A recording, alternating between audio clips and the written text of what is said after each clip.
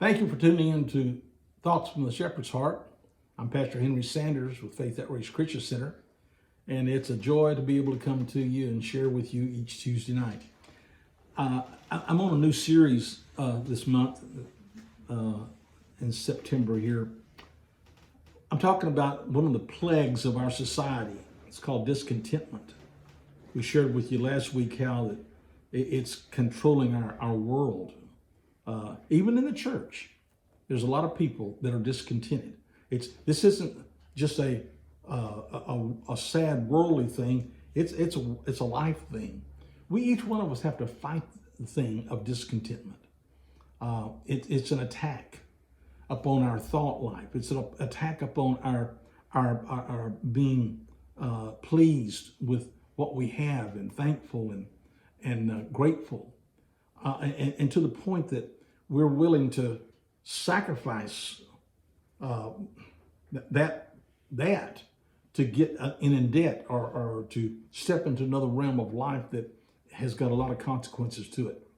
So we want to take off where we left off last week. We talked about how discontentment is the bitterness of soul, and it makes you unhappy, it makes you unfulfilled, it's dissatisfying, it's ungrateful, you're unthankful, you're unappreciative, you're disillusioned, you're discouraged, you're depressed, vexed, and even complaining a lot, and frustrated and critical. Now, I kind of hammered on those last three right there because that's how we see how life gets affected with criticalness, dissatisfaction, frustration, and complaining. Have you ever been around somebody that they're never happy? I mean, they wake up complaining. It's in here. It's the fact that nothing is going my way. I want things to be what I want them to be. But here's discontentment is actually a spiritual problem. Did you get that?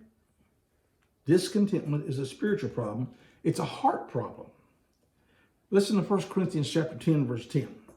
Talk about the children of Israel. Well, they had just come out of Egypt's bondage. They'd just come out of the stronghold of all the slavery.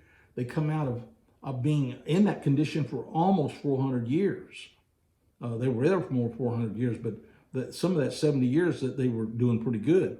Then they got a new Pharaoh, and he brought them under slavery. And so that being said, you know, their lives had been totally changed. Generations and generations and generations had lived under that slavery of Egypt. And then they were crying out. They wanted to be set free. They cried out till finally God heard them because he had a covenant with Abraham and his descendants. And God made a way, sending Moses in and delivering them and led them out. And of course, we know it took 10 plagues to convince the Pharaoh to let him go. And then he still didn't want them to go. He went out and chased them till he went out into the Red Sea and got drowned with his men. And so that being said, they got in safety. They got into the land of across the Red Sea and into the Negev. It's a desert, and they're on their way to the Promised Land, and they're free for the first time in 400 years. And when they first got on the sand shores of deliverance there out of the Red Sea, they were beating their tambourines and singing and praising God and hallelujah and you know. And then but listen, they quickly forgot. They forgot what God was doing and what he had done. And then they started complaining. Well, we had it better back in Egypt. Oh, did you really? You know, I talk to people that get discouraged in their Christian walk, and they say, you know, I just kind of feel like I'm going to go back. And I said, did you forget what you come out of? Did you remember how bad it was when you were looking for a change in life and Jesus brought that to you? Yeah, the Christian life is not without problems. The Christian life is not without situations, conditions that you have to deal with. But I mean, I don't want to live in the making of my problems. If you serve God, you start obeying God, and you won't have as many problems, because most of the things we have a problem with are self-inflicted things that we do in disobedience. But people get discouraged. They get discouraged and they get disheartened and they get discontented in life, and they want to go back to what? They forgot. They forgot that they were trying to get out of that life. They forgot how bad it was. They forgot about the sleepless nights. They forgot about the long days of being drunk and couldn't get sober. They forgot about losing their jobs because they couldn't hold one down. They forgot about all the different things that the enemy had done to them. Fact is, sometimes it's physical, sometimes it was emotional. They forgot about the sleepless nights, but they're going to go back. Okay. And so we find it says in 1 Corinthians 10:10, neither murmur ye as some of them as also murmured and were destroyed of the destroyer. They got across the Red Sea and they started complaining. The water, and they wanted food. Well, all that was coming. God was going to provide that. They lived there 40 years out in the wilderness. And God sent manna down every day but Sabbath and gave them manna to eat. He had quail for them to eat. He had water from the rock that followed them through the wilderness all that time. But they still murmured because they wanted something different. They were discontented. Listen, the word murmur, the definition is to be dissatisfied, to be discontented, to grumble, to mumble, to complain, and to be critical and negative. Wow. Does that remind you of anybody? To be negative and critical, we can't find anything good about anything. Discontented people actually think things must always go their way. It can't be any other way but their way, because it's all about me. Okay. Here's something else. They're more concerned with what they don't have rather than being thankful for what they do have. I'm talking about being discontented. Listen, God don't care. I certainly don't care. If you get a new house, a new car, I think that's great. But if you can't be appreciative of what you have, then you're going to not be grateful for what you got. Okay. I was telling somebody one time, they was talking about, they were just getting sick and tired of their old car. And because of that, they got tired of it. They didn't change the oil in it. They didn't wash it and they didn't clean it. It was just and so they're driving this thing around, and it was actually a pretty nice car. But they just got discontented. When you lose interest in something, you don't pay attention to it. Okay? Hello. I'm talking to somebody about your marriage right now too. When you lose interest in it, you don't take care of it. You look at other things, because those things will make you happy. So what's the guy do? He says, I'm just going. So he goes, gets another car, and I told him, I said, well, here's the thing. I said, are you going to take care of that car better than you did this car? Oh, yeah. You know what? Over a period of time, same thing. Hey, whatever you have is a blessing from God. Whoever it is, it's a blessing. If it's a house, then fix it up. If it's your car, keep it clean, and change the oil and make it dependable. And you can get along with things a whole lot better if you do that. But here's the deal. They're concerned with what they don't have rather than being thankful for what they do have. The next thing is discontentment makes people make bad choices. That's just what I said. And discontentment makes people hard to live with. Isn't that the truth? Nothing's ever enough. It's always got to be better. we don't like that one because we want this one. I tell you, I am so thankful that I have the wife I have. Some of y'all know we just painted our house. We had it painted, years ago, and it was a kind of a yellow with green trim, and the yellow that we had faded out almost to white, and so we thought we want to get something a little bit more sustainable than that. So we went and got the swatches and put it on the wall, and you checked or the outside of the house and checked it out, and we thought, yeah, this is good. We both agreed to that, and went down and got 5 gallons of that paint and brought it back. Had the guy that was painting it. I went to another town over here at Bryan College Station, and the guy painted it. He got all the way around one side of the house and around almost the other side. And my wife calls me and says, "You need to come home."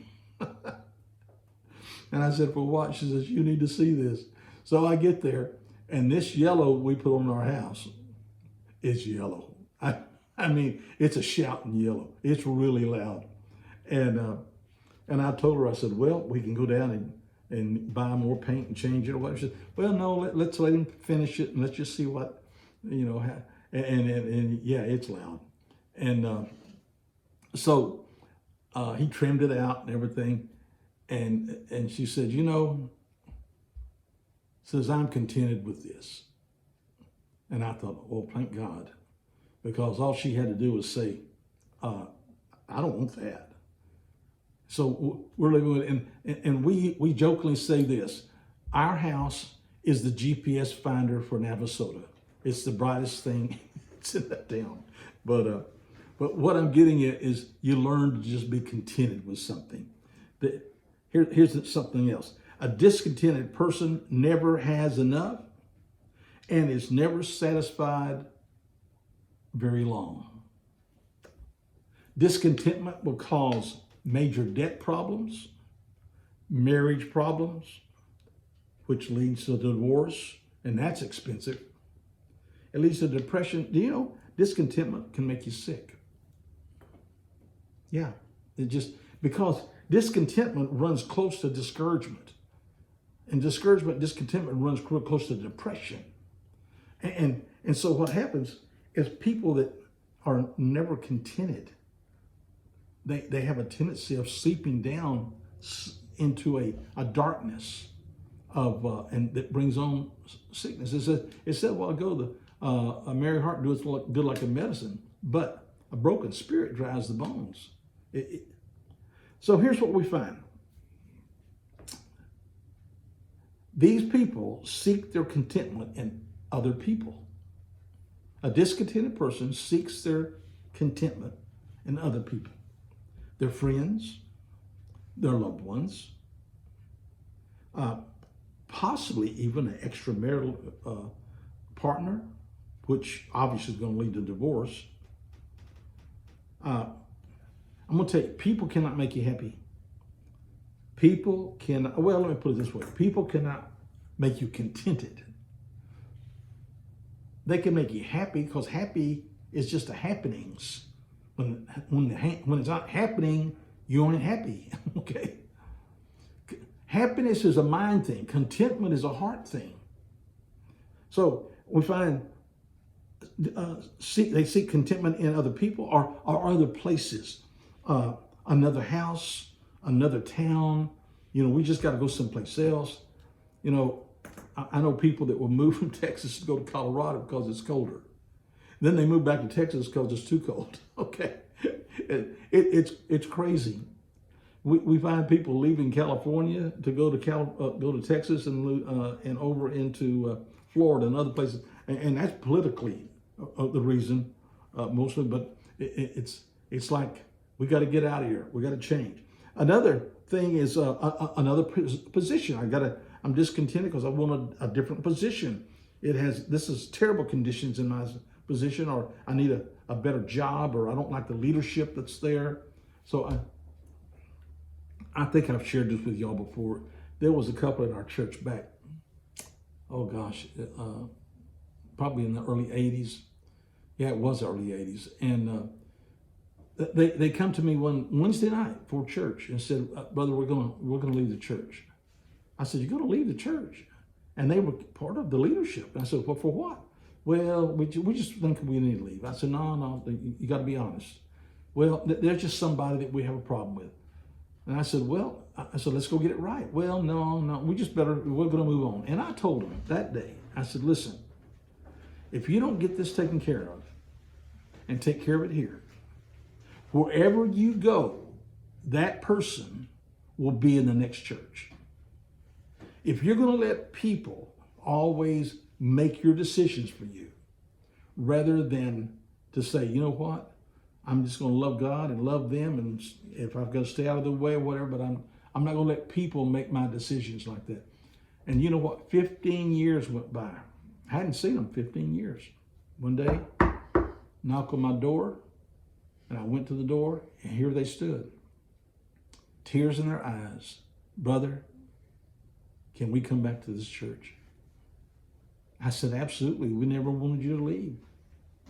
And weeping, he says, you were right. For 15 years, we went to probably 15 churches. And there was somebody like that in every church. We should have never left here. You know, they come back, and the man got ill a little bit later. About 5 years later, he passed away. And I got to do his funeral. I got to be there with the family. They found home again. You know, discontentment can destroy things. Another thing is more money. We just got to have more money. Well, sometimes we do have to have more money, but don't let that drive you. Or more materialism. Got to have more things. So I got to get my credit card out, my debit card out, and we're going to go make ourselves happy till the bill comes in. Okay? So I'm talking to you about discontentment. Hang with me through this, because I've got some good news for you. So last week, this week, and we're gonna go on deeper into this to show you that God has a contentment for you that will help you through all your problems in your future. God bless you.